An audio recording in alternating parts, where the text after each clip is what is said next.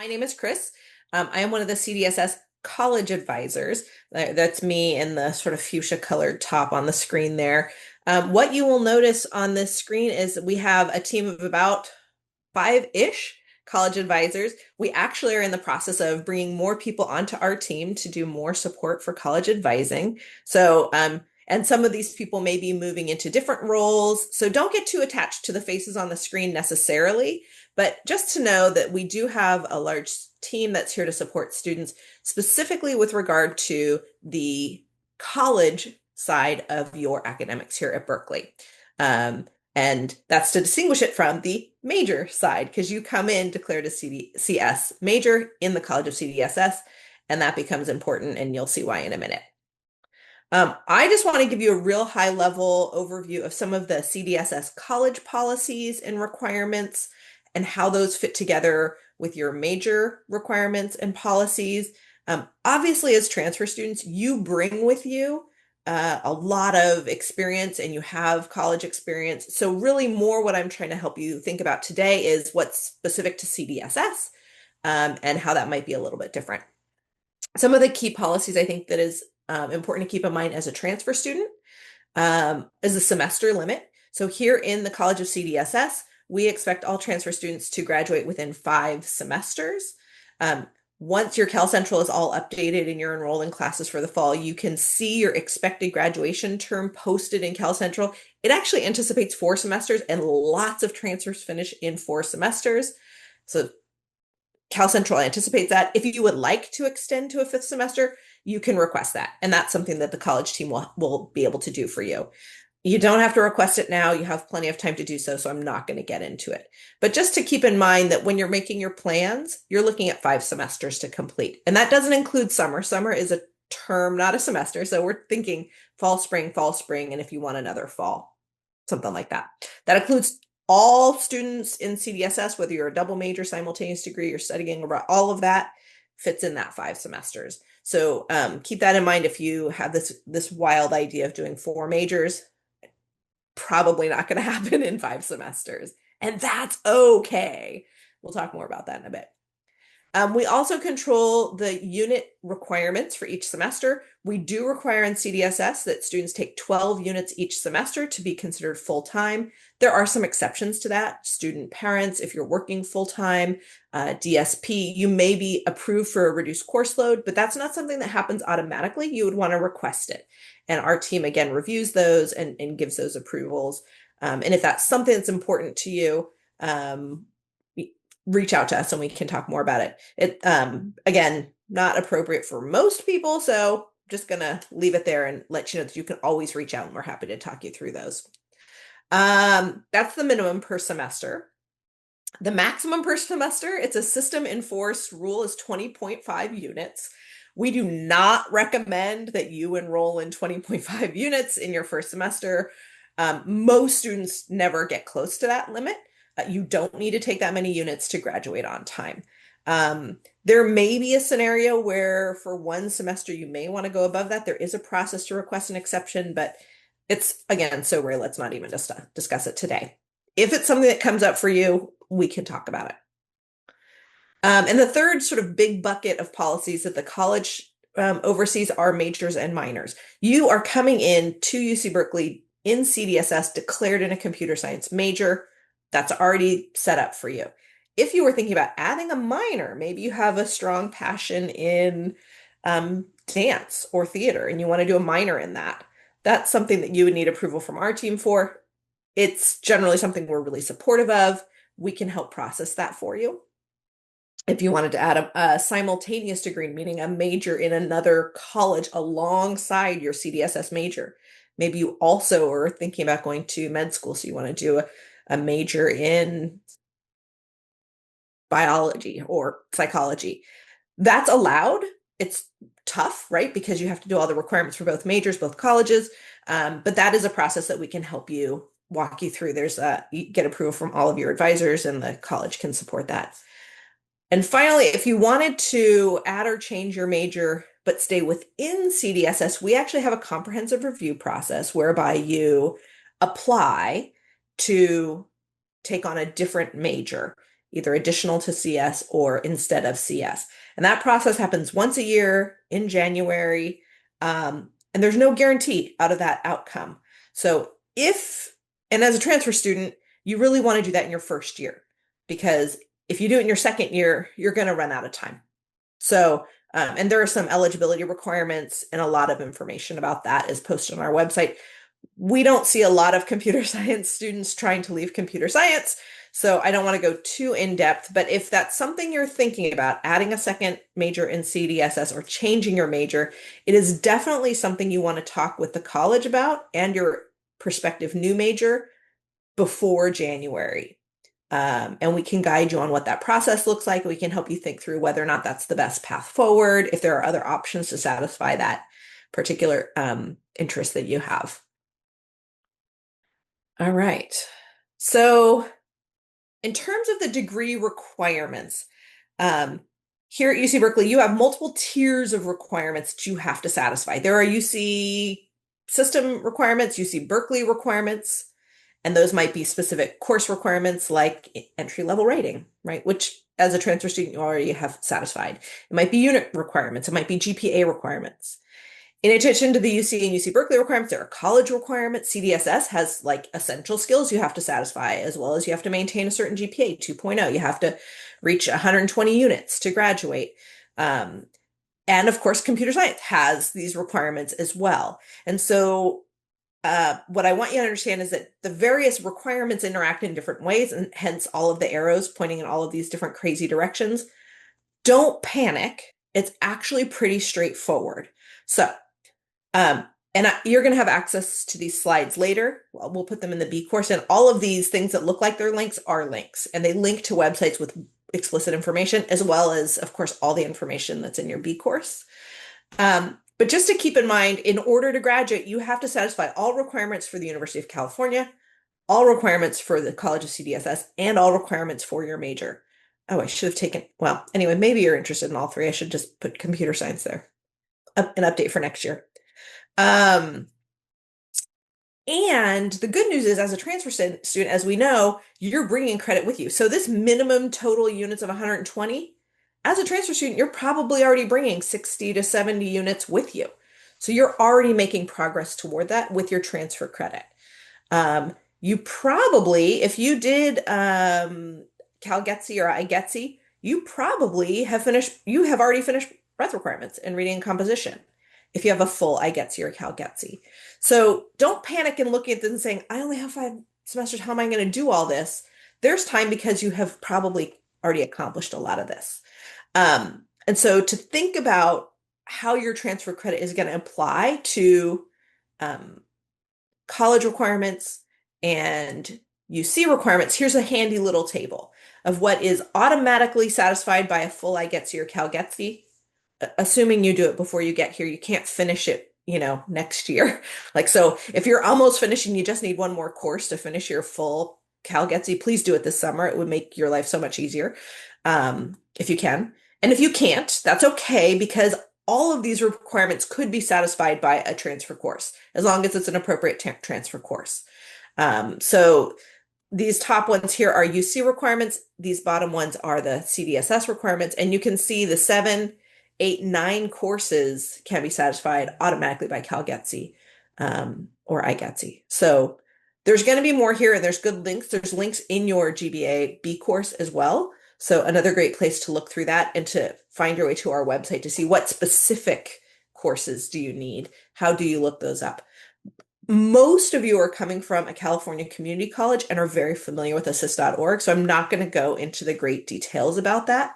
There are some of you who are bringing transfer credit from outside California community colleges. So if you are coming from North Virginia and you took of course, great courses happen in North Virginia, but we have so few students. We don't have these like institutional agreements 1-for-1 where it's all matched up and you can just look on a website. So it's a little bit more involved to get those courses evaluated to satisfy particular requirements. So college and UC requirements, there's actually a great page on the American Cultures website where you can look those up. There's resources for breadth, other CDSS requirements. You can look there. We actually have a new table that's been posted, but it's not that full yet because we're still a new college. And so this is more as a way to show you that there are ways to get these evaluated. It does take a few extra steps, but all of these are clickable links. And so don't panic if your coursework is coming from outside California community college system. Just start working through the process and really be sort of like thoughtful about this because transfer coursework is not going to be posted immediately, right? There's literally a human being that sits down and looks at your transcript and evaluates it and posts it. And they do that for every incoming student right now. It may not even be posted until the end of fall semester. That does not mean you're not going to get credit. It just means you have to be patient. And so whatever you can do now to kind of predict how that's going to come through so that you can plan for your course enrollment is super helpful. If you aren't sure that a particular requirement, like breadth requirement, is going to be, you think your biology class at your community college in Iowa is going to apply, but you're not sure of it, don't take the bio breadth this semester. You have 5 semesters. Maybe wait and see how that transfer credit comes in and work through that process at that time. The one exception I will say is if you have not satisfied reading and composition, and you did not take reading and composition at a California community college, we do want you to reach out right away because that's supposed to be done before you get here. If it was done at a community college outside of here, we want to make sure you're making progress because if not, holds and all that stuff goes into effect. So again, doesn't apply to a lot of you, but just reassuring you, there are ways to identify these things and we want to help you with that. And this is kind of our last slide about the college side of things. If you have questions about the CDSS policies, like you think you aren't going to be able to take 12 units every semester because you're a parent, that's a link to that website. And there's also tons of great information on our Ed Forum. Our Ed Forum, think of it like a Discord or a Slack, but for academics. So we have a CDSS Ed Forum where you can go and see information. It's great for finding out what's new and great and happening in CDSS, career fair, and upcoming classes. Also great for asking questions that you want other students to weigh in on, like, hey, I was thinking about taking this class. Do you know anything about it? So it connects students to each other. And I know CS also has an Ed Forum, so you'll get links to those. And then, of course, the page for college requirements, degree requirements, and college advising. All of these are places where you can kind of get information from us about the college side of things. So, yeah, we're looking forward to working with you. I know your first thought is about your major, and so most of today's session is going to be with your major advisors, but also want to give you that high level of how the college interacts with the major advising team. Welcome again, everyone, and congratulations. My name is Lydia Raya, and I'm Assistant Director for the undergrad advising stuff that happens in the EECS department. And I work really closely with the computer science major and computer science transfer students. So I'm really, really happy to see you here all today. And why don't we just start really quickly with introducing the other advisors that are here today. We have more than just who are here. But Charlene, do you want to introduce yourself? Yes, thank you. Welcome, everyone. I'm Charlene Duncan. I use the She series. I'm the director of the CS Scholars Program, which Lydia will talk about a little later on. And yeah, welcome. I'll popcorn to Javier. Hello, everyone. This is Javier Garcia, and I am one of the CS major advisors. And the last one is going to be Carol. Hi, everybody. I'm Carol Marshall. I'm one of the CS undergrad advisors. Welcome and congratulations. Great. Thank you, everybody. So let's get going. There are a lot of things to talk about today. I'm going to go kind of quickly through the beginning part of, introducing us, some resources, because I'm guessing what's, kind of first on your mind for most of you is what classes am I going to take this fall and even next spring. So we're going to spend the majority of the time going over sample schedules for your whole first year, but I'm including the other really important slides as well, and we will be sending you these slides. I'll be sending the recording as well. The recording will take a little bit longer because we need to caption it, so that'll be next week since tomorrow's a holiday, but we'll send the slides out today, this afternoon. But so let's get started.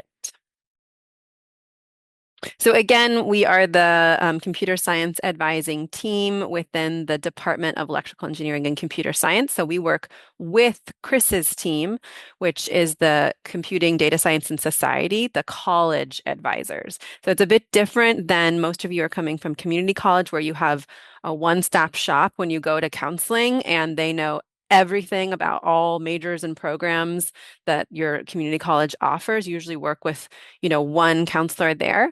For us at Berkeley, you're going to be working with lots of different kinds of advisors. When it comes to computer science, we are the best resource for talking directly about your major. And then the CDSS team is great for the college requirements, but then there's also financial aid advisors. There are advisors at the Transfer Student Center. There's lots of other people here to give you help. But we, our team today, we are the computer science team. And so this is our bigger team as a whole. Michelle Fong is our director. Carol, Javier, Charlene, they're here today, but we have even more advisors, Grayson and Gina, available to you. The best way to reach all of us is this email here, cs-advising@berkeley.edu, because all of us are looking at that at once instead of doing individual emailing. And as Chris mentioned earlier, we do have an ed forum as well. It's called the EECS 101. And I should have invited you already if you didn't check your email, because I put everyone's email in there. So hopefully you're already starting to join that. And where are we? So right now, I made the Soda Hall picture a little bit smaller. It's this one on the upper left. It's the green building. That's where most of us are currently right now. And then across the street is the white building, Corey Hall. But starting this fall, we're going to be moving into the brand new Gateway building. So that's really exciting that you all get to be a part of this brand new building. And we've taken a tour. It looks amazing. And again, I'll share our email here. And no need to memorize this right now, but this is a helpful starting place when you go to our website to kind of find out different information about our programs. And you may be wondering, how do I meet with a computer science advisor this summer? I really want to get started and get help talking about classes and resources. So over the summer, we have a little bit of a different schedule. So just keep that in mind. Things will expand starting in the fall. But over the summer, we offer drop-in on a virtual basis only. And that's on Tuesday. Oops. That's from last year. It's on Wednesday and Thursdays from 1:30 to 3:30. So that'll be all summer long that we have those drop-in hours. Next Tuesday, however, you do have an opportunity to come to drop in at 1:30, and it's only for you. So it's only for new transfers. You can come in sort of like today, we're kind of talking in a group space. So if you are in my cohort for Golden Bear Advising, you'll be put in my room with other students, and we can kind of have a group conversation, get questions answered. But it's helpful to hear what other people are asking at the same time. So next Tuesday, that's a unique, one-time thing just for new transfers. And then going forward, it'll be Wednesday and Thursdays from 1:30 to 3:30. So the next few slides, I'm going to talk about other ways to kind of get connected in the department and to get help, because again, there's more than just us. There's lots of different advising. So one resource we wanted to highlight is something called faculty advising. So you will be invited to participate in this in the fall. And this happens every semester. You meet with faculty in small groups to get help on what classes should I take, talking about grad school, how to get involved in research. This is a really valuable resource that our department offers every semester, and sometimes it tends to be underutilized. So please, read those emails, look out for the announcements. We'll remind you again in the fall, but we wanted to point this out because meeting with faculty hopefully is something that you're going to want to be engaging in. Other resources specifically for transfers, I mentioned briefly the Transfer Student Center, so have a link for that. And then there's a couple application opportunities that I wanted to highlight for this summer, and the deadlines are coming up. So again, I'll send you the slides. You'll have all this information, but definitely apply. If there are any student parents today, want to include resources for you as well. I'm not going to go all through all of these, but camps, after school care, preschools, things like that. So this is the CS Scholars Program. So Charlene is our director from this program. This is a really wonderful opportunity to kind of form community right off the bat when you join the EECS department. You do need to apply, and the deadline is already coming up next Monday. So take note of that.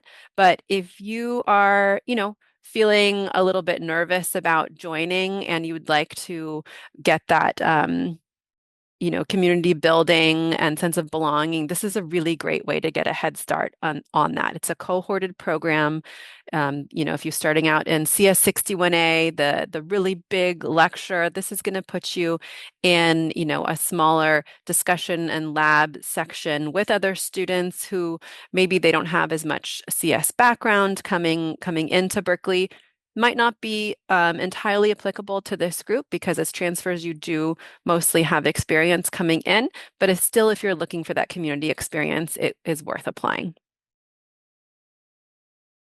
And then just some more resources to throw at you. There's Facebook pages on, how to get course advice for various things. This is probably outdated. I'm sure there's other, like Discord, maybe more updated.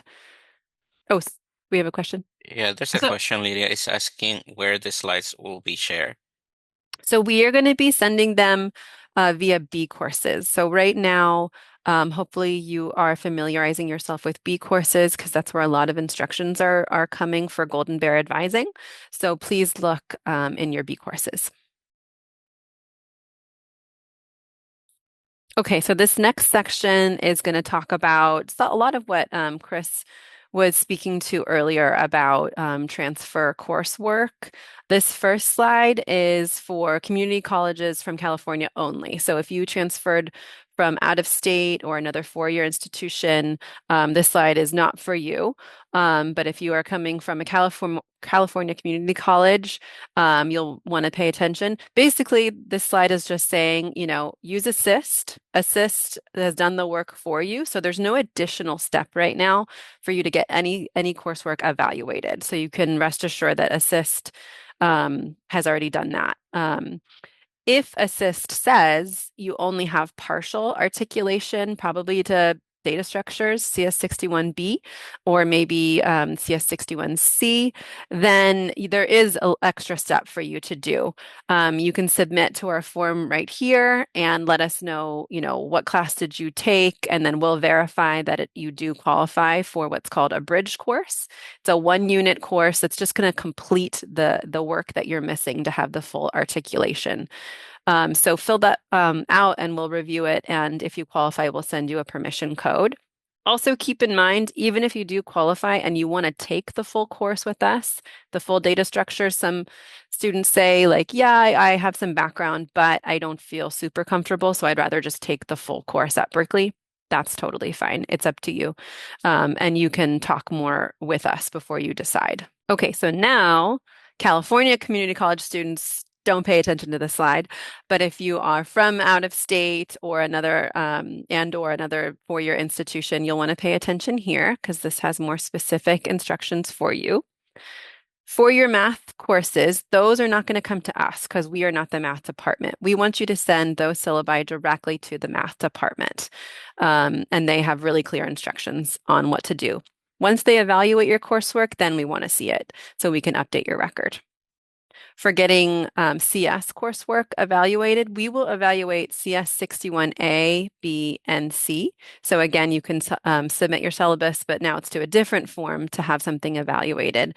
And I'll take a look at that and work with the faculty over the summer. It can be a little slower, so keep that in mind. But we will do our best. And if you're waiting to hear back, like Chris was saying, most likely you're not going to have CS 61A equivalency. It doesn't happen very often. So we would just say, sign up for 61A. And then if we need to switch things around later, we can do that.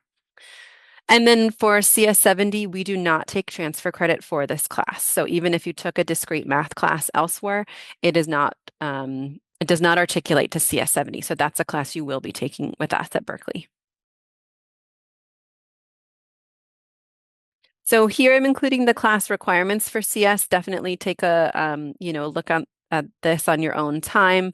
But we have the lower division requirements, and lower division just means it has a course number of 1 through 99.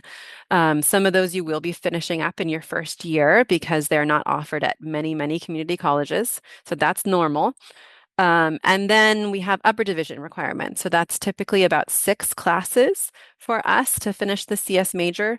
Those courses are going to have numbers of 100 to 199. And here's kind of a breakdown of how the units work. But again, we'll send all the slides so you have this information.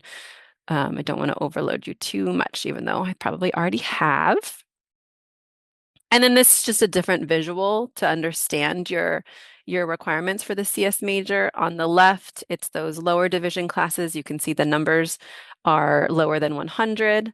So that's going to give you the foundation in computer science. On the right, it's the deep upper division. So here you don't see course numbers anymore because you get to decide how you are going to fulfill those 24 units or those 6 classes. You're going to be picking from different areas to complete those requirements. And then on top of the computer science requirements, you have additional requirements, a lot that you've already done because you're transfer students. The breadths pretty much all will be done, if not all, from IGETC. You've done your calculus and linear algebra, or you're finishing that up right now. Essential skills, that's a college requirement, and then maybe some other electives along the way. So that kind of gives you an overall picture of what you'll be doing to finish up your degree here. So, okay, so now we're going to get into talking about actual classes you're going to be signing up for. This slide gives you a more general, like, what should I be thinking about for this fall? So, as Chris mentioned, 12 units is the minimum that you need to take each semester in CDSS, unless you are approved to take lower than that. But also, we recommend 12 units. Especially for the first semester, it's even though you've been taking college classes already, you haven't been taking them here yet as a full-time student. So we would say, like, take the first semester not slow because these are going to be full courses, and 12 units is not by any means easy.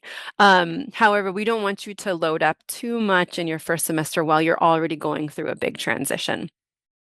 So in general, your schedule will look like this, a CS course, or maybe Stat 20, and I'll talk more about why that class in particular.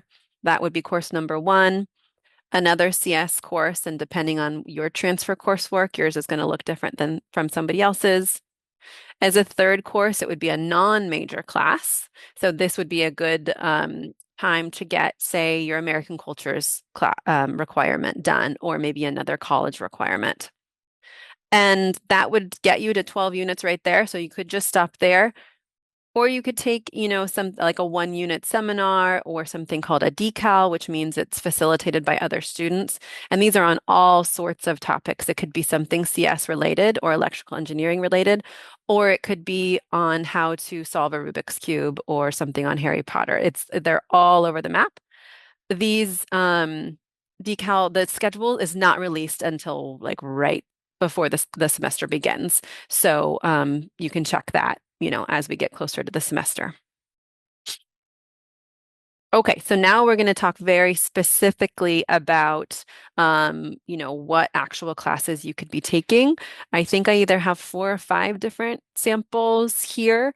Hopefully one will apply to you, but if not, then that's fine. We'll have time later to ask questions. We should also be, a, a current CS transfer student should be joining us around 11:30 as well. So she can give some feedback from her perspective as well. So the first sample we have here, so this is going to be for a student who is coming in and they didn't have any options for a CS61A, B, C equivalent at their community college. Unfortunately, this is a very common scenario, so please don't feel like you're behind if this applies to you. Hopefully all of your math through linear algebra will be done by the time we start this fall, but it is common to have to take all of our lower division CS classes once you get here. So in that first semester, you could be looking at taking CS61A. That's the first required CS course for the major.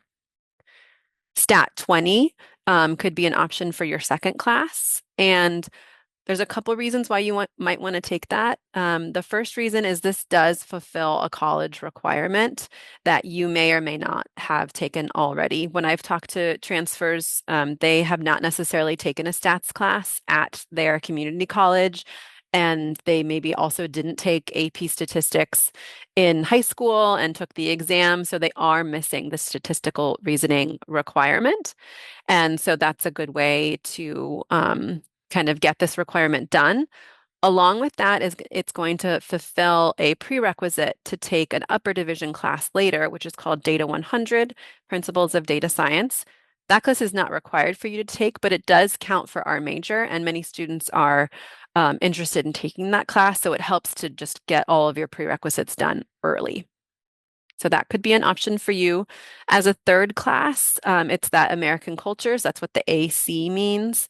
And, you might consider an upper division class because you do have unit requirements that you'll need to meet as a CDSS student, and they can speak to more details about that. And then again, here's that kind of optional 1 unit decal or seminar. So you're looking at 12 to 13 units in your first semester. So for the second semester, we would just keep going with that 61 series. So CS61B could be in the spring. Students don't generally recommend taking B and C together, so that's why we would say CS70 would be better. CS70 is actually a math class, it's discrete math. So, and 61B is data structure. So these are really different classes that could pair well together. It is, a heavy workload, but our transfer students do give the feedback that it's doable. And then as a third class, here's where you might want to take that Data 100 class because now maybe you've fulfilled those prerequisites in the fall. Or you could take a different college requirement or maybe a lighter technical elective that would count for our major. So those are some options for sample A. The next sample we have here is someone who is coming with a partially articulated course to our data structures class, and that's CS61B. So this is the first option. And as I keep going through the samples, you'll see a lot of them are quite similar with just maybe like one tweak here or there. So for the first semester, again, it's going to be 61A because that's the first required class. And maybe you want to pair that with CS70. That would be a heavy combination, especially for the first semester. So an alternative to that would be to do Stat 20 instead. And then again, third class, that upper division American cultures class, and then maybe a decal or a seminar. For the spring, this is when that bridge course, that 1 unit bridge course comes into play. So if you have a class that was partially articulated to data structures, you have the option to either take CS47B, which is just 1 unit, and that will complete your data structures requirement for us, or you could choose to take 61B, which is 4 units. Another class would be, maybe the upper division American cultures if you didn't do that in the fall. And then again, maybe a technical elective, maybe Data 100 or another college requirement. One thing to keep in mind with the bridge courses, 1 unit sounds really nice. So if I already took, part of the data structures class, I just want to do the 1 unit so that I'm done. Yes, you can definitely do that. And you also have to complete or meet your unit minimum. So if you're doing 1 unit here, then that means you will have to, take another class so that you have 12 units as your minimum, unless you're approved for fewer than that.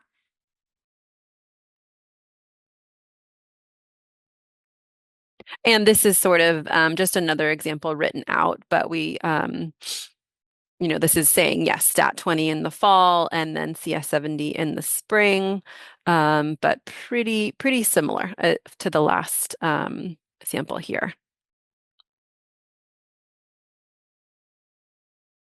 Sample D, maybe this is for a student from DVC because they have 61B and 61C equivalents. So in the fall, you could be starting out in 61A and maybe stat 20, again, upper division AC, a decal or seminar to meet your 12 units. And then in the spring, you would be finishing up the lower division with CS 70 and then maybe a technical elective and then something else for the college, et cetera.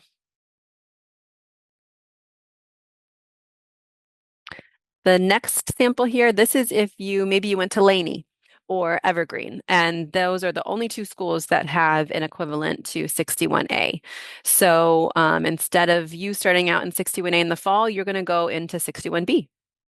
And you can see the rest of the classes are very same, if not the exact same as the previous examples.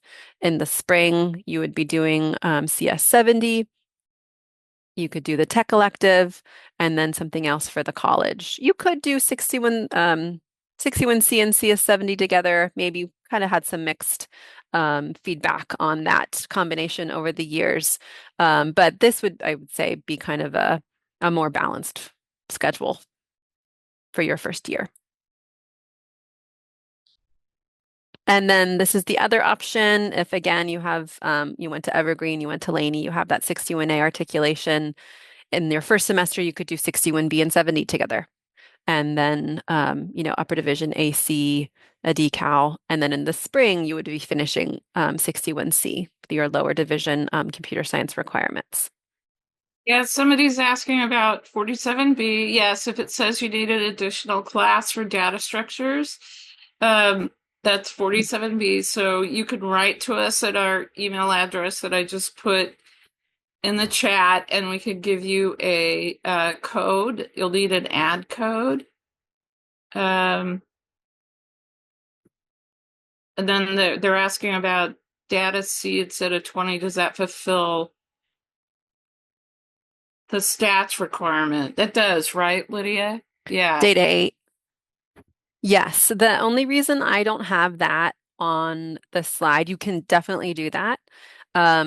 But because you are taking 61A in these samples alongside Stat 20 or Data 8, the data science team actually advised maybe Stat 20 would just be more interesting for you because Data 8 is not meant to be taken simultaneously with 61A. So you just might get more out of Stat 20 than Data 8. But either class will fulfill the same college requirement and the same prerequisite for Data 100.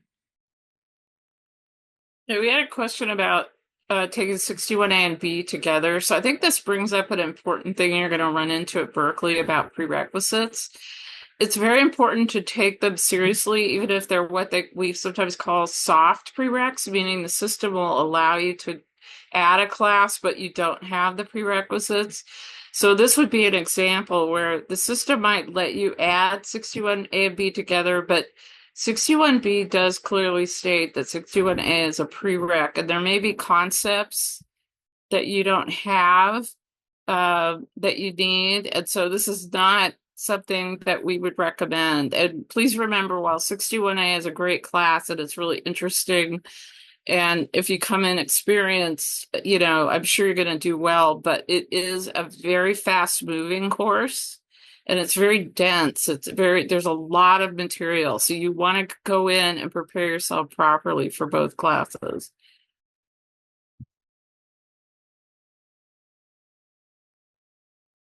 And then one question is, what was the feedback from students who took 61A and 70 on their first semester?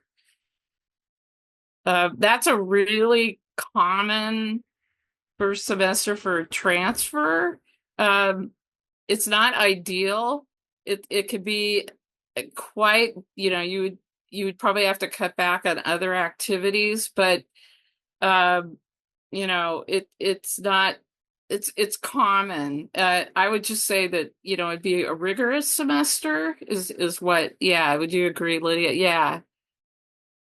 Yeah, it's a schedule that we really do not recommend for first year students because this is their first semester in college and they don't have as much CS experience. It's more appropriate for a transfer student because you have been taking classes for, at least a couple years by now. You have programming, some of you have been working. So transfer students tend to be more successful with that college or that combination. And to be perfectly honest, you don't have tons of possible combinations with your schedules. So some students just sort of like, well, it's my only option. So I think because of that, they've kind of had to make it work. But it's not to be taken lightly. 61A, definitely don't underestimate the workload in 61A. 70, also, I think 70 is a bit more notorious for being challenging, but you want to take all of the classes seriously. And someone's asking, can 61A and 61C be taken together? I believe 61C does have a prereq of 61A and B, if I'm correct. And so again, it would be a situation where you'd want to look at the prereqs. And we always ask, you can always reach out to course staff if you're thinking of a class in the next semester. If you look on a class list, there's like course staff, and you could find like the head TA and say, "Hey, I'm thinking of taking 170. What prereqs do I need?" You could always ask. But yeah, I think with 61 and C that would not be recommended. Someone is asking in the chat the grading style for CS61A. Is it mostly based on projects or in-class exams? I think it's both. They do. I heard. I mean, the exams are known for being very demanding in 61A, but I don't know how like Professor Dinero spreads it out. Like if I know he gives chances to like clobber a grade and things like that. So that would be something you're probably going to have to wait to add, or you could reach out to the summer staff. They've often taught 61A in prior semesters. And again, you could Google like 61A summer, find who's teaching it, and say, hey, how do you guys grade? Stuff like that. I think we Miss Lexington's question. Javier, if you wanted to address that one. What was the question, Charlie? If I'm looking to split between electrical engineering and CS, would it be recommended to take engineering 66 in my first semester? That's a great question. And I don't know if Lydia or Carol have any feedback on that. Is that the new 16A, correct? Yes. Well, I am so electrical engineering 66, does it have a prereq of math 54 like 16A? So that would be All the transfers will probably have that though. Okay. That would be another thing if you want to start looking into EE classes, you can talk to advising about having a more EE based major. You could take some upper division EE classes to count toward the CS major. Most of them would probably have the prereq of engineering 66. So if you have the prereq to take it, you want to start to map that out. So yeah, if you have the time, it'd probably be wise to look into that. Yeah, I think that's where the EECS 101 forum can be really helpful because you could essentially ask other EECS transfers. So you're in the computer science major um, and you're not required to take electrical engineering at the lower division level, but the EECS transfers are. So, and we can even share, their sample plans and what they do, because the electrical engineering, the upper division electrical engineering classes do have a lot of prerequisites. So if you are interested in that, it is wise to start early while still trying to have a balance with your schedule. So maybe working with us and getting advice from your peers in the EECS major. Those could be helpful together. And somebody's asking about 61A, 47B, 47C. Could they be taken together? So that's a good point to talk about. The bridge classes, they're one unit, but that could be mildly deceptive. We just want to make sure that's clear. Like 47B, for what I understand, they generally don't have midterms and finals, so it does free you up that way. But the coursework itself could feel more like 2 to 3 units of work. And I don't know as much about 47C. So your first semester, it depends on what else you're taking. That might be pretty overwhelming. You might want to wait to do 47C till the following semester. Because they are self-paced often, but that can also present new challenges because you're not going to be provided structure. Yeah. Yeah, something to consider is, it's your first semester, and although you don't have that many options, so perhaps, spacing this out is something to consider. As I mentioned, it's your first semester, and having, a smooth transition is something we recommend. Because if you allow yourself with too many of these classes, there's a chance that things don't go as planned. And first, we want you to support you and also want you to do well. But if you overload yourself, as I mentioned, things may not go as planned. So this next slide is just talking about enrollment policies and tips. As a computer science student, you do have reserved seating in the classes to complete your major.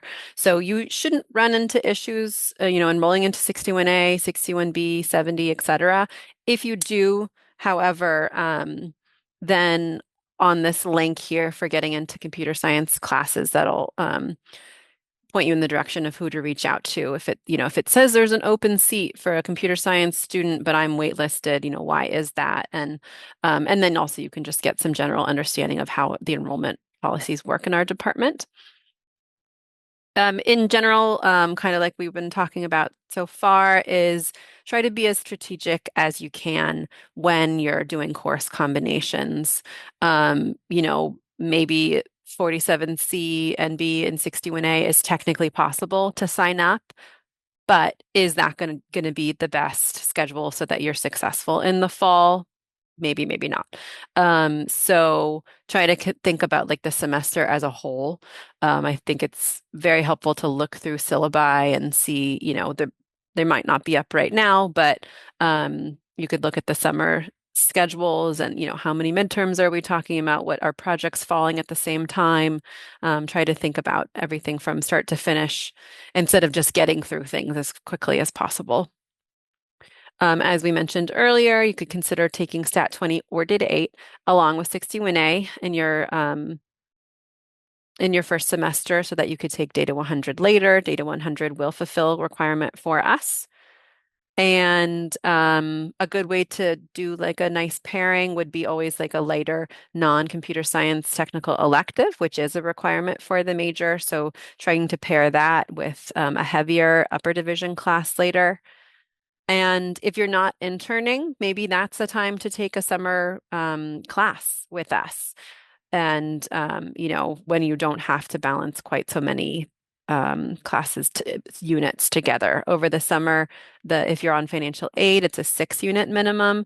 And maybe those classes don't even happen at the same time. So you could really just focus on one class over the summer. And as Chris mentioned at the beginning, just want to say it again, you have the opportunity to do 5 semesters, which gives you 2 summers. So if maybe you do 2 internships, first summer and the second summer, or maybe you didn't get an internship over your first semester, first summer. If you do 5 semesters, then you have another chance to get an internship. So sometimes transfer students can want to graduate as quickly as possible, and I totally understand that. You've been in college for a while already. However, I would also keep your mind open to the possibility of a 5th semester. Maybe it allows you not only, that other summer for interning, but maybe you could go abroad. Maybe you can work on course staff.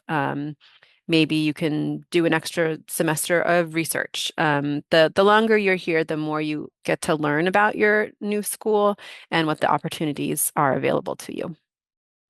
And then here's just another tip if you are wanting to, kind of optimize some requirements. CDSS has a requirement called Human and Social Dynamics. I should update this because it sounds like now this class is offered at community colleges, but probably not broadly. These classes here, City Planning 101 and Data 104, if you take one of these classes, it will satisfy our technical elective and the Human and Social Dynamics requirement for CDSS. So that could be something to keep in mind for later. One thing we do want to highlight here, very important, is every class you are taking for your major, and if you do a minor, these should all be taken for a letter grade. So there is no pass, not pass for any classes that are for your major, and also if you do a minor. So please keep that in mind. Additionally, same for the bridge classes. If you do 47D, 47C, those will be graded. And if you end up getting a D+ or lower in a class, you are able to repeat it. And that's a major or a non-major class. And if you get a not pass in a non-major class, you are able to repeat that as well. So enrollment is less than a month away now. So July 14th, that's when you'll be signing up for your classes. So hopefully after today, you feel more confident in what classes you will be picking. If you're still not sure, that's fine. And that's hopefully you'll come to drop-in advising next Tuesday to meet with us. And then you can keep coming to drop in, and as many times as you need to till you, oh, good, Heba's here. I'm going to let her in. Keep coming to drop in so that you feel confident knowing what you should be signing up for this fall. And here's that email address here. If you're having trouble getting into classes, it looks like you should get in, but it's full, or you're just confused. Go ahead and email the enrollment team, and they'll point you in the right direction. For the EE, and we had one student at least interested in the EE classes. Same if you're waitlisted for EE 66, for example, and you're not sure why, give them shoot them an email and they can kind of explain how those priorities work. And I think this is our last slide here. So have a great timing. I'm just going to repeat again. So next Tuesday, hopefully you'll join us for a group advising session. This is only for new transfers. So we really want to give you some designated time. So Tuesday, 1:30 to 3:30. And the Zoom link is included here. We'll send the slides later. After the 23rd, you can come to the regular drop-in hours this summer, which meet virtually, and that's on Wednesday and Thursday at 1:30 to 3:30. And if it's outside of those hours and you have questions, definitely send us an email. So cs-advising@berkeley.edu. We are here for you, and we want to make sure you get your questions answered. So with that, I want to welcome Heba, who is a computer science transfer student, just finished her first year. Super exciting. So she was in your shoes just a year ago, which is really cool to think about. And Heba is great at giving advice and being an advocate for their students. So we're so happy to have her here. Heba, we've already been getting a lot of great questions about, different course combinations, etc. So we'll see if anybody has specific questions for you, but maybe you want to just start and introduce yourself. Where did you transfer from? What was the first semester like? Advice, anything you want to include. Yeah, absolutely. First of all, hello everyone and congrats. Welcome to Berkeley. I hope you guys are all so excited. I'm so excited for you guys. And so excited to see everyone in the fall as well. If you see me, say hi. Connect with me after this call too. More than happy to take any questions offline as well. But I transferred from College of San Mateo. Loved my first year at Berkeley. I know it's so scary and daunting right now. I know you guys are all probably like, I have no idea what class combinations to take. You're scared about like how hard the classes are going to be. Yeah, shout out CS Scholars, also shout out Share Scholars, part of that as well. There's also going to be a lot of support for you as well. There's CDSS Hello World, CS Scholars, all these amazing programs. Hi, Davi. I know some of these people on this call. Oh my gosh, this is awesome. Oh, you see me on LinkedIn. Cool. This is like a live chat. We can keep it going. But yeah, my first semester, I don't know if you guys have heard of CS 70. I know it's known to be a really tough CS class. I took that my first semester because I wanted to get the hardest class out of the way. And then I also double check on Assist what classes from your community college fully transferred over or fully articulate. For me, my 61C and that 61 series fully transferred over. I know, rare. And then 61A and 61B partially transferred over. So I had the option to take a bridge course.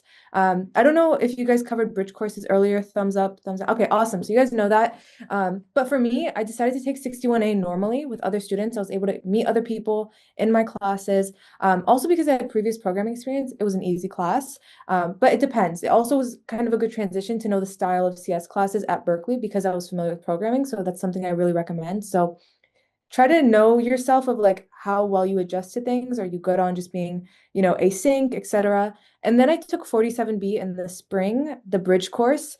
It's no exams, all homework and project based, which was pretty helpful. I can also list this out for you guys. I know this is a lot right now, but I can list out my first semester and second semester schedule. There's another thing to take into consideration that might fill up your units is there's things called computer science mentors, data science mentors, which is student-led mentorship and tutoring each week for certain classes, similar to what CS Scholars offers for those core classes such as CS 70 and the 61 series. It's supplemental worksheets each week where you meet with a mini small tutoring group and they'll help you through that. What else my first semester? I think balance-wise, be really cautious of how heavy of a workload you're going to do. I made sure to balance 2 technicals with an AC course, and those other classes I had were just filled up units from like extra supplemental classes that I needed to take or wanted to take just to help me out there. But yeah, any questions so far that I can answer? Anything that was unclear, I can repeat anything I said. But yeah, I'm gonna read through the chat as well. Also, feel free to raise your hand, go on mic. Another super helpful resource I'm gonna send to the chat is Berkeley Time. If you're unsure about a professor's typical grading, registering timelines, be sure to look at that. Make your sample schedule there. It's super helpful. If you haven't joined EdSTEM, do so ASAP. Ask your fellow classmates, ask people that are in your grade or who have taken these classes, hey, what is this combination like? Get advice. Just be persistent. You might not get an immediate response, but you might get a response in a couple of days or so, which is nice. But Berkeley Time is a great resource. Let me see any questions anyone has at all. I'll open up the floor. I can also talk more about my schedule, adjusting to Berkeley, clubs, recruiting. That's why I'd be really cautious with your first semester. You want to make sure you balance recruiting and social life, meeting people, but don't overload it. Okay, but I'll leave the floor. Like I'll give you guys like 10 seconds, raise your hand, put any questions. But I can dive into all of those within the time here. And Also, also, as well, feel free to ask me any questions too. thank you. I just also want to remind everyone that, Heba can answer non-computer science Yes. questions as well. I mean, like that's what I'm sure, people want to know about, which is great. But if you're wondering about housing or, best restaurants, like that's okay to ask here too. Yes, absolutely. We do have a question in the chat about, is it possible to take CS 70 first? That's sort of a prereq question. Does it require 61A? But also, I guess, just from your perspective, Heba, like, would you recommend diving into CS 70 in your first semester if you have not taken 61A? I think I took them together. I don't think CS 70 needs the programming experience. I think just because CS 70 is a tougher course, know yourself. If you're able to dive into that first, know yourself of like, you're gonna be really proactive, you're gonna be real on top of it, you're gonna make study groups, you're gonna use office hours, you're gonna talk to your GSIs. and be really on top of it. You know that the professors have better reviews this semester, XYZ, or you might want to wait it out. That's totally okay. But I think you can take CS70 without 61A. I think that's perfectly fine. So most people actually wait to take CS70 later, or some people take it earlier. That's just entirely up to your own style. A thing about CS or EECS as well is a lot of them have like loose prerequisites. Some classes will say CS70 is required to take this upper div, but the teacher doesn't fully enforce that prerequisite. That's just something you need to email the professor or ask on Ed. I think it'll also say on the Berkeley course catalog, like if it is a requirement. But typically, if they say it's recommended, I would just recommend it or take it concurrently with that class. But I think you should be fine without it because CS70 is mostly like theoretical proofs, and then also like kind of stats at the end. James has their hand up. James, do you want to go ahead? Yeah, sure. My main question was, what's it like managing a higher course load while at Berkeley while also trying to manage other activities like either research or internships while in college? Yeah, so I don't have the experience of doing like a technical internship at Berkeley, but I have done like other work, like working while also being in school and then also balancing recruiting and then also social life. I think the biggest thing is know yourself and give yourself grace.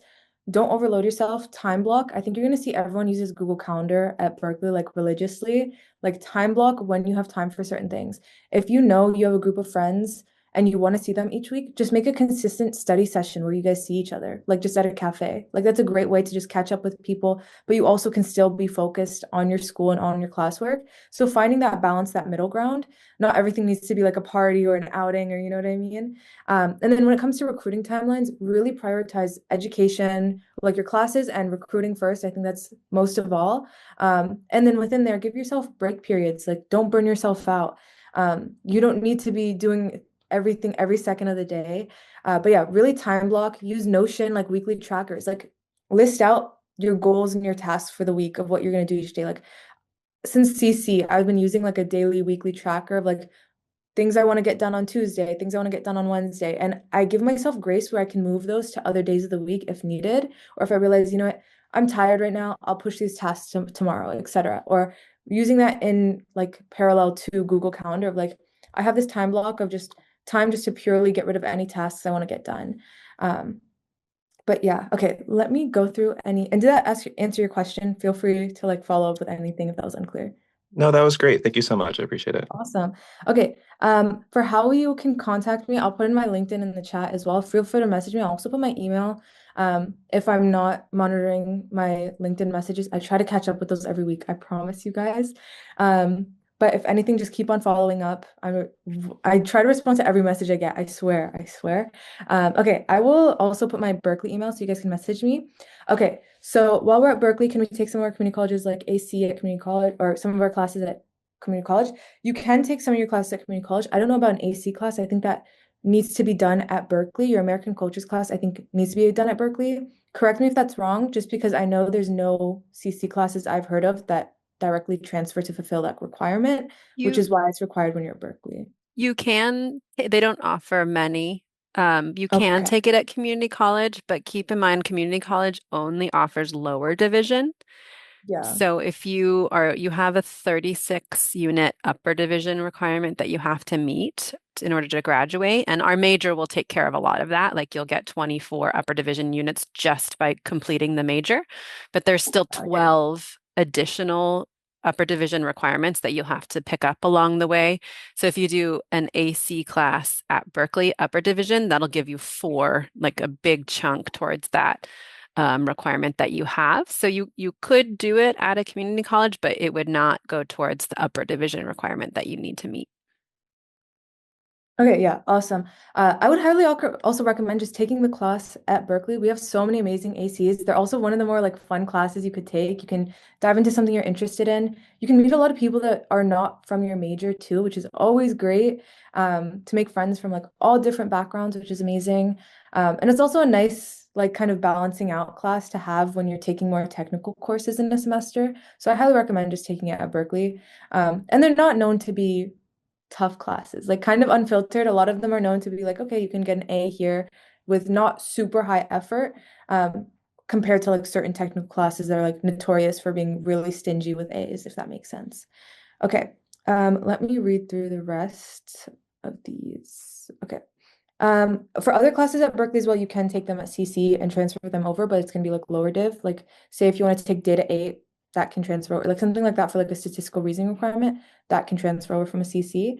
Okay, how do I balance recruiting, clubs, classes, student life? When it comes to student life, I was very selective my first semester and cautious of certain clubs I wanted to join. I didn't join any of like the super competitive consulting clubs just because personally, recruiting wise and project wise, I felt like I was at a different stage and didn't need that. I was more so looking for community, whether it was like cultural, whether it was women in tech, whether it was like underrepresented people in tech. So that's kind of where I was aiming towards. I'm also really passionate about community building and giving back to my community. So it's kind of where I kept my focus is. It's mostly what you're looking for. If you're looking for recruiting for like fraternities, sororities, more competitive clubs, that's going to be a lot of coffee chats in the beginning of your semester, a lot of networking, just so you can try to get into those circles, into those more competitive clubs. Balancing recruiting, clubs, classes. The clubs, I wasn't really in any leadership positions my first semester, but try to ramp your way up your second semester to maybe be an officer or maybe president, etc., like or a VP position. That's where you can work your way up. But I wouldn't recommend like jumping into president position your first ever semester. Also, kind of unlikely they'll give that to you your first semester, but that's what I would recommend. Student life. Again, like try to find your balance, your friend group. You're not going to meet your best friends on the first day. You might, but it comes with time. I think a big misconception is the second year at Berkeley, you're going to be like, oh, I feel like I belong at Berkeley XYZ. It takes time to adjust and assimilate, sorry. So don't feel like you need to rush or everything needs to happen ASAP. Balancing recruiting is making time for tech events. Get into those direct, like if you guys are all targeting SWE or tech roles, get into those like pipeline events with recruiting, be in their like recruiting communities, try to go to online digital events that like track your application status and kind of pin that you went to this event to your application that kind of boosts you up in the process. Like practice LeetCode, code, all the typical stuff. There's also the Berkeley Career Engagement Center that you can go to help fix up your resume. There's going to be a bunch of career fairs that happen in the fall. Use Handshake. You guys will get access to that very soon. Look at Handshake, the company's hiring, the startups hiring. There's also Berkeley Skydeck, which I'll send you guys. They have their own career fair, I believe, in the summer for their startups that are hiring. Yeah, so there's also like their own accelerator that they do if you want to get more into the startup space. Also shameless like plug for like the SCET courses. Those are like the entrepreneurship courses, startup courses. There's decals, there's other things. Decals are student-led classes. You can explore that. That goes live in the fall. Okay, I hope that answers your question. Feel free to like offline message me more about like social life, any clubs I'm in. I'm part of a lot of like cultural clubs, like I'm Middle Eastern, I'm Arab, so I'm part of those clubs as well. I'm part of like the Muslim Student Association. They throw a bunch of events. There's gonna be a lot that happens. I'm also part of a lot of the women in tech clubs, CDS's Hello World. I did not take Stat 20. I took Data 8 instead to fulfill my statistical requirement. I've heard mixed things about Stat 20. I don't know if I would recommend it personally because I'm more of like I know myself. I went up to Calc 3, but I just don't like stats. So I know myself. I know myself. But I would also just like knowing my schedule of like the upper div courses I was taking, it just wasn't worth it to take like a harder stats class in combination with that. Okay. Is there such thing as taking a gap semester? I think the answer to this, yes, there is such thing as taking a gap semester. That is possible. Okay, I think I'm caught up with questions so far. Feel free to ask me any questions in between. I can continue talking about my experience. I'm going to compile like the resources I've sent so far, my email, everything, so you guys can have access to that. Yes, of course. Feel free to reach out whenever. I'm super excited to help you guys. Even if you guys have questions, like when you get to Berkeley, just reach out. It's so nice to just like be able to help people because I feel like when you start getting adjusted, there's so much you don't know. Like I'm sure you guys might feel, or you guys are like, oh, I'm ready for Berkeley XYZ. But when I was about to go to Berkeley, I was like kind of scared, especially when it came to my schedule of like, am I on track to graduate? XYZ. Lydia, Charlene, you guys know, like they saved me. Like, I don't know, me and CC, I was like, I love mastering my own counseling process and like knowing everything about my classes. Still know that, still know what double counts, XYZ. But genuinely, like you guys are in good hands with this team. I'll put like full faith and confidence in them. So yeah, ask counselors questions too. Like you're not bugging them. They want to help you. They truly will help you. They have such good knowledge. So ask them a bunch of questions too. Do I live on campus? What was my experience with that, if so? So I lived in Anchor House in the fall, and then I moved to off-campus housing that is across the street, right next to Anchor House. It's literally the same distance from campus, in my own studio apartment now, just because it was easier just to have a longer term lease and lock that in, so I'm not moving like year to year. But I would recommend living on campus. I honestly love Anchor House. It was so nice, very bougie, very classy, you guys, compared to a lot of the other housing options. So if you get that, I would totally recommend it. I think a big misconception about living on campus and off campus is the distance. There's some off campus that is way closer than on campus housing. On campus is like a block away from campus or across the street. It's not like you're living right next to the building you're gonna like have your class in. Like in the it's not you're gonna be like right next to Sadler Gate, or you're gonna be like living right next to the Campanile. Like that's a big misconception. I would just research into that. Look into like rooming with people, things that are like in quieter neighborhoods, etc. Like really just weigh out your options there. But I loved living on campus and off campus. If you want to live on campus and want a meal plan, that's also something to consider. Or if you're willing to cook for yourself, if you're gonna have a car, like think about that. I don't have a car. I feel like Berkeley is very walkable and we have really good transit. So I think that's something I recommend as well. Day in my life. I hope that answered your question, by the way. Let me know if anything like that. Okay. So day in my life. So at Berkeley, wake up. I'm kind of an early bird. I wake up early in the morning and I try to get ready as fast as possible so I can, get out, head to Doe Library or one of the libraries. I usually meet up with a friend for a study session. Either we go to a cafe, and so we have a quick catch-up session, and then we're also studying at the same time. And then I typically have some classes, whether it's lecture, lab, discussion, and I get through that for the day. And then I have time blocks of just studying, getting ahead on work. Guys, my biggest piece of advice, like this has gotten me through every piece of my life.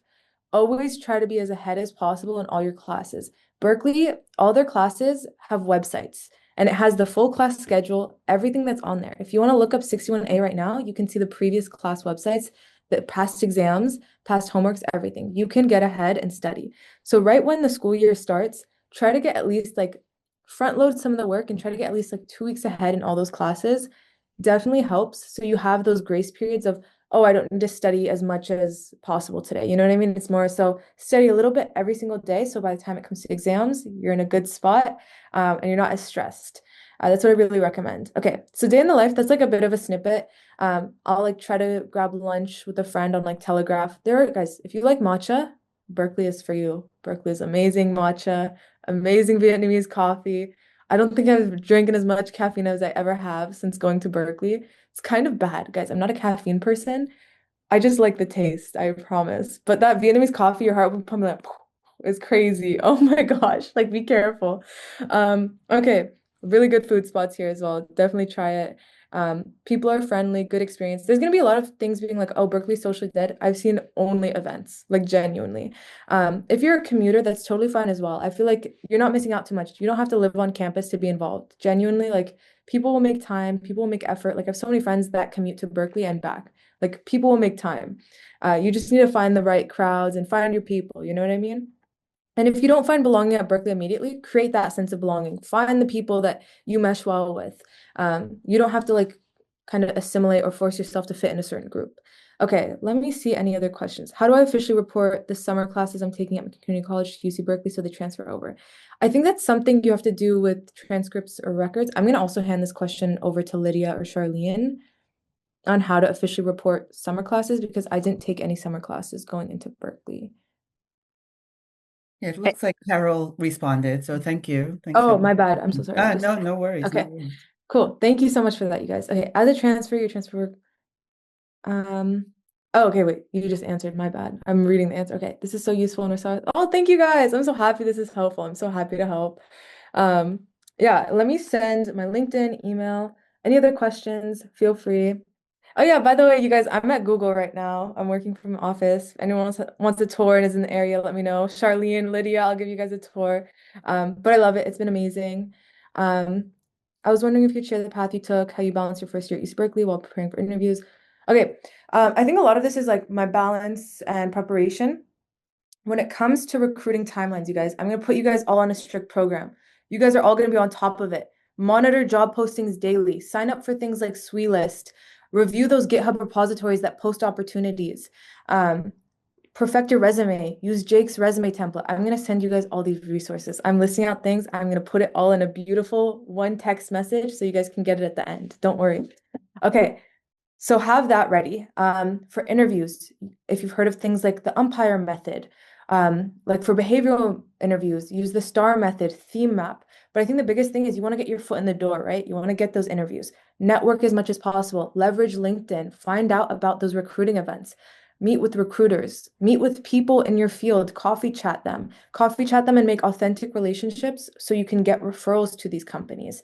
And as you're preparing, like simultaneously prepare for those interviews just in case you get them.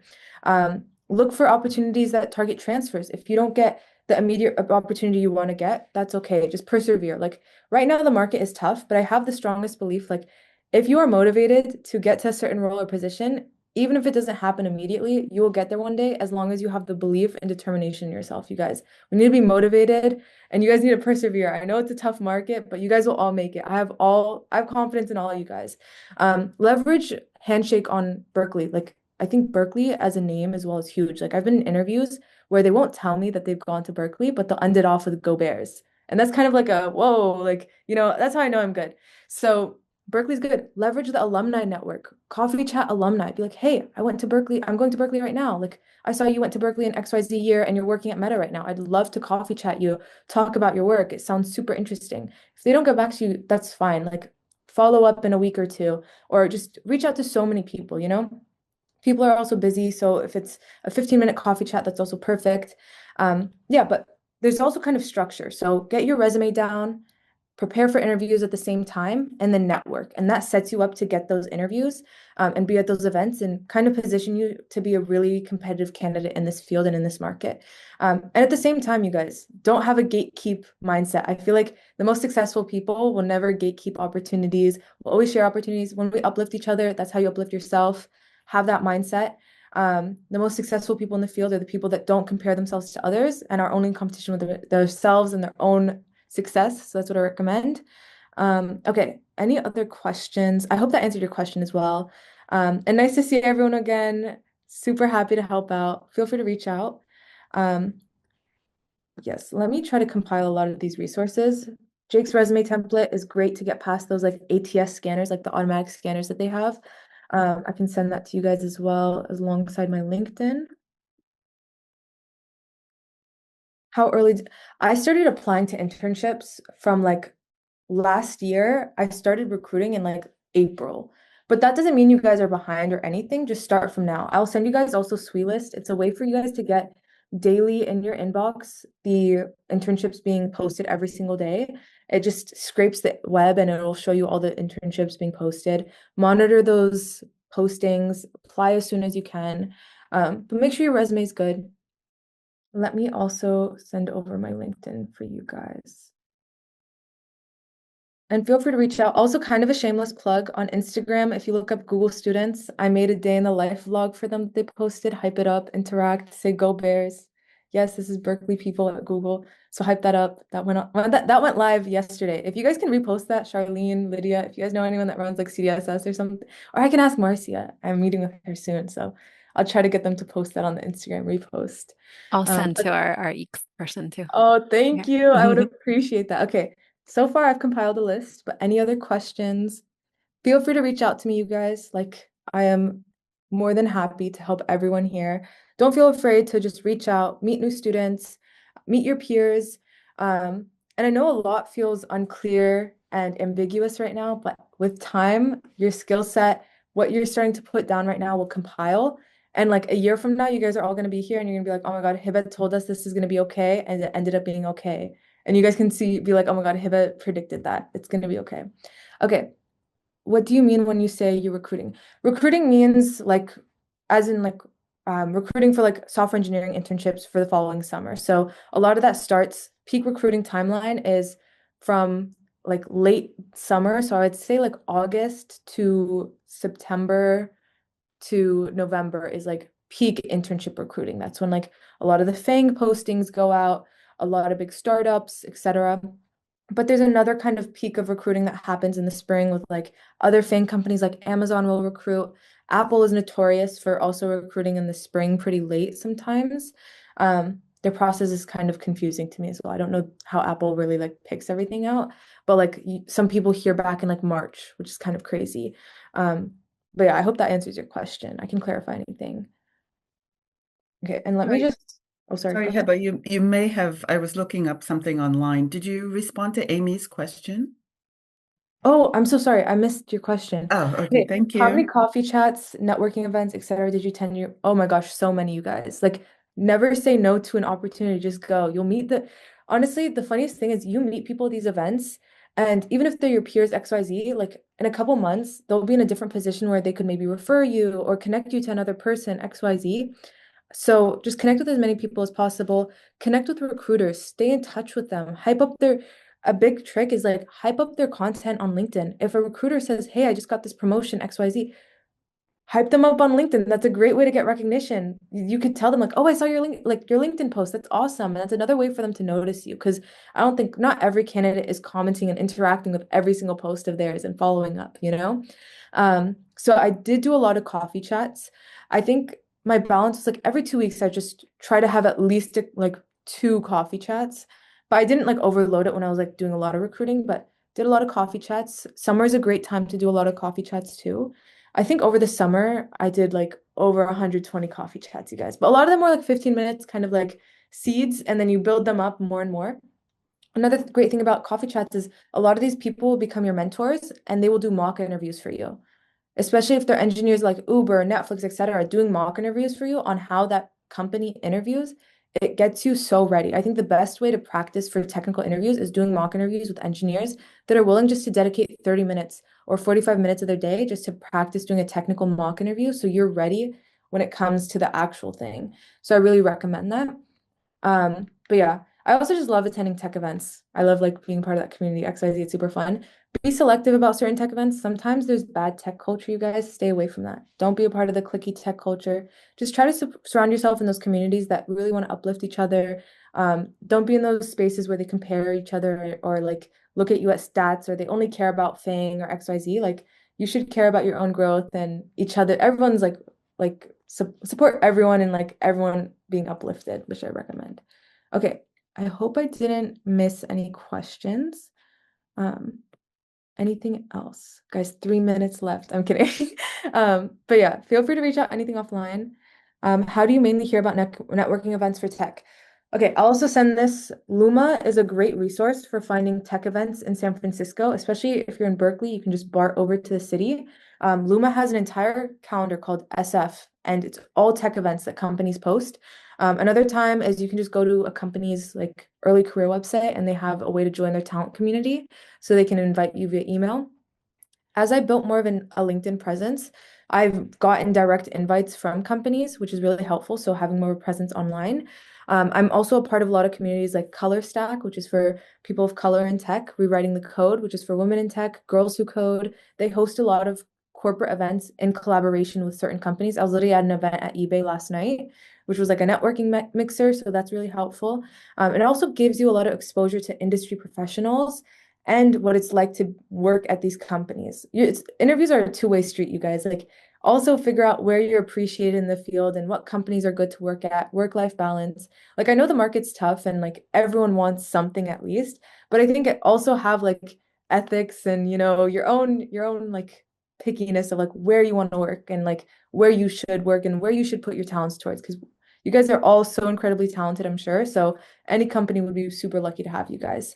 Yeah, but other than that, networking events, also through people in my network on LinkedIn, people repost. There's also other people that are like LinkedIn warriors like me that will just post events, etc. I think a huge event that's happening in SF this summer is the YC Startup School as well. That's really big. They're also doing an internship fair that's happening in the fall, I believe. You can just search that up, YC Summer Internship Fair.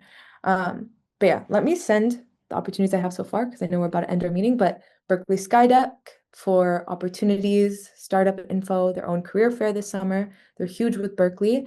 And then the next one's Berkeley Time, great for building your schedule, getting advice and reviews on classes, average of grades, average of enrollment timelines, past exams, all that, everything. My email. I think Charlene sent my Berkeley EDU link, so I threw that in there. Wait, sorry. Okay, never mind. And then I put Overleaf, Jake's resume template, which is a great template. I use this template, but mine's a bit tweaked. Also, don't be afraid to have community college on your resume. I got into Google and Google wanted to see community college on my resume. They asked for my community college transcripts. I know a lot of people are afraid to show community college because it's like, I don't know why. There's a lot of stigma. So overcome that stigma and be proud of community college. You guys made it to Berkeley. You guys all worked very hard in community college. You probably earned degrees, kept a high GPA, or were very involved. Like you guys all got to Berkeley for a reason. So please don't be afraid to have community college on your resume and talk about it in your recruiting experience. That makes you unique. I actually talked about it a lot. It gives you a very unique perspective and it shows, wow, this person was like persevered and went through this entire different pipeline just to get to where they are today. And this is really unique. This shows they're a hard worker, they persevere, they're a leader, XYZ. Okay. SweetList every day in your email inbox, internships, my LinkedIn, and then Luma calendar for events. I think that's all. Feel free to reach out, you guys. I know that was a lot of information, but again, I am so proud of each and every one of you. I can't wait to see you guys in the fall. If you see me around, just say hi. I might be in my own world, but just like, hey, Bet, like, just call me out, okay? Like, I will say hi back. Don't worry. But yeah, I'll pass it back to Lydia and Charlene. Thank you guys so much for doing this. But yeah, thank you guys so much. Thank you, Heba. That was amazing. I hope you take a nap now, but or maybe just get some more matcha. If it's okay with you, I will copy your list and just send it along with the slides, just in case anybody missed it in the chat. Is that okay with you, Heba? Okay, great. Thank you everyone for joining today and all your wonderful questions. I really hope that we were able to, get everything answered. And if not, or you think of them tomorrow, no problem. Please come to drop in next Tuesday, 1:30 to 3:30. And all summer, we are here for you. So yeah, one final time, we will send the slides this afternoon, and then we will send the recording next week once it is captioned. But yes, thank you. Welcome to Berkeley, and we can't wait to meet you in person. Thank you, everybody. Bye.